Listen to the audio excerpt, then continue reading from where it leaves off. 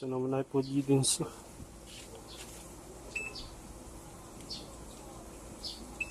Error agad F1.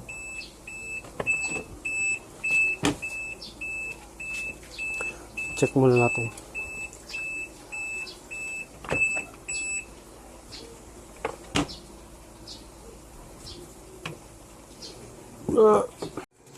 Balinisan natin tong door lock sensor. Kalawang na rin yung water level sensor. Check natin. Bakit walang ano. F1 error. Code Genso. So yun mga ka-repairman, no? Nilatap ng taga. Kaya nag-F1 error. Yan. Grabe.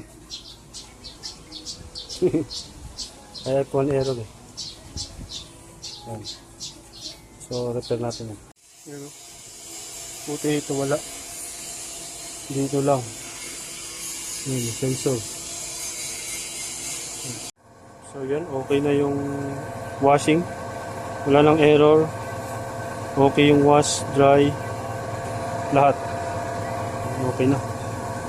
Kasama yung isa. So dalawa yung pinagawa naman.